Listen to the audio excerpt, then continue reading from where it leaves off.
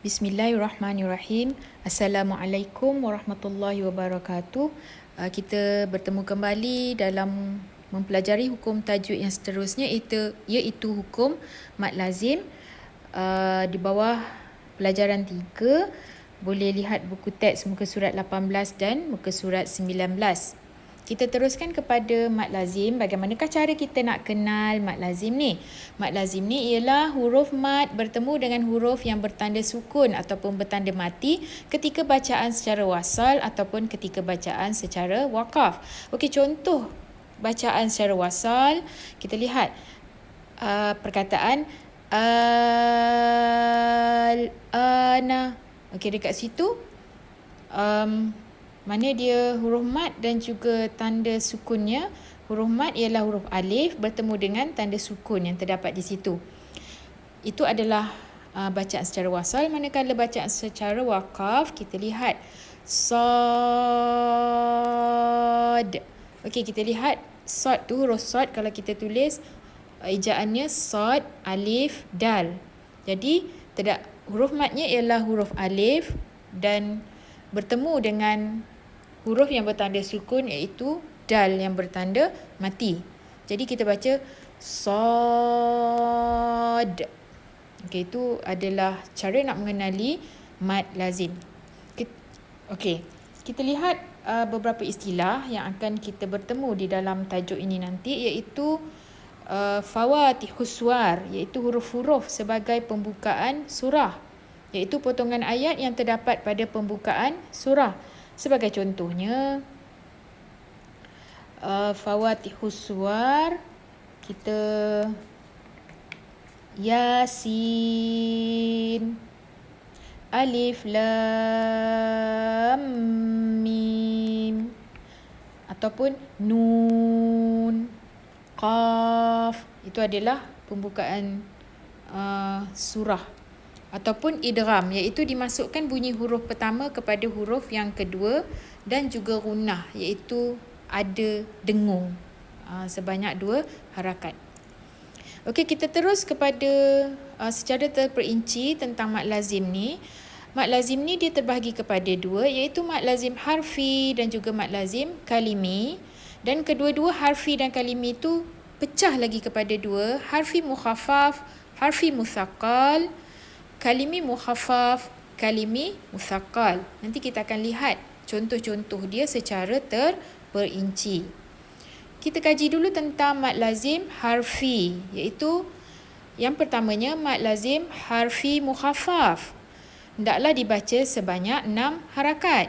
Ianya terdapat di dalam fawatihus suwar, iaitu huruf-huruf pembukaan surah. Sebagai contohnya, kita akan jumpa di dalam Al-Quran Qaf, ataupun Nun, ataupun Sad, Yasin. Okey, itu contoh kepada mad lazim harfi mukhaffaf. Kemudian mad lazim harfi musaqqal, kita akan berjumpa juga di dalam fawatihus suwar. Sebagai contohnya, huruf yang bertanda mad tu, Alif Lam Mim. Okey. Ataupun Tasin Mim. Okey, bagaimana kita nak kenal nak bezakan di antara harfi mukhaffaf dengan harfi musaqqal? Harfi mukhaffaf dia tak ada gunnah, tak baca dengung. Manakala harfi musaqqal kita akan baca dia gunnah. Okey, itu nak membezakan.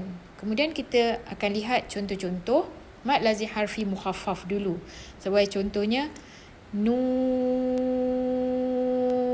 baca 6 harakat, tiada gunnah. Yang kedua, Qaf, tiada gunnah.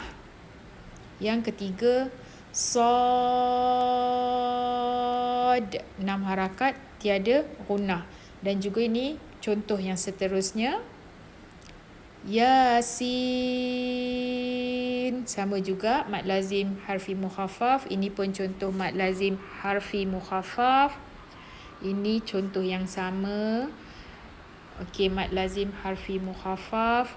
Mad lazim harfi mukhaffaf. Ini pun contoh yang sama. Kaf, ha, ya, ain, sad. Okay, mad lazim harfi mukhaffaf. Seterusnya kita lihat contoh mad lazim harfi musaqqal, iaitu kita sebut alif, lam, mim. Okey, di antara lam dengan mim tu dia terdapat gunnah. Kita dengungkan di situ. Lam, mim. Okey, ada gunnah dekat situ. Ataupun ini sama juga. Alif, lam, mim, sad. Okey, ada gunnah di antara lam nak masuk ke mim. Okey, ini contoh yang seterusnya mad lazim harfi musaqqal. Kita boleh cuba sendiri. Ini juga contoh mad lazim harfi musaqqal. Dan kita terus kepada mad lazim kalimi. Terbagi kepada dua juga, mad lazim kalimi mukhaffaf dan juga mad lazim kalimi musaqqal.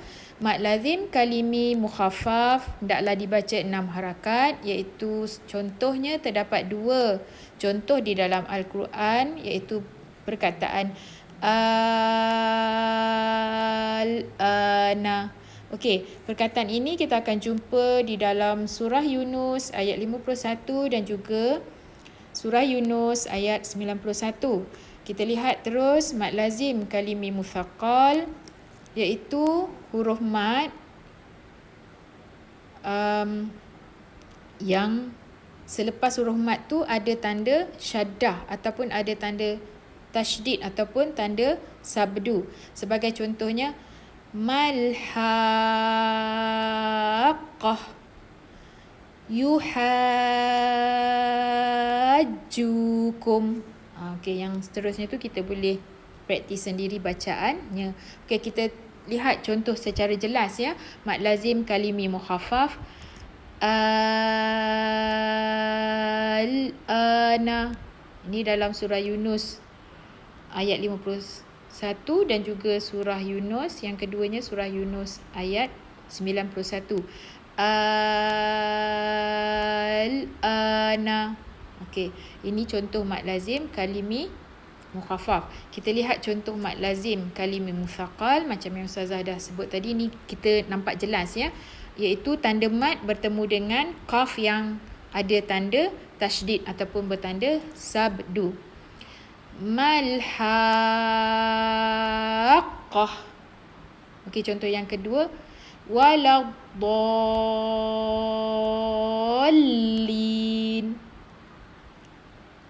Okey, contoh yang ketiga as-sakhah. Okey, mad lazim kalimi musaqqal. Huruf mad bertemu dengan huruf kha yang ada tanda tasydid. Kita baca 6 harakat.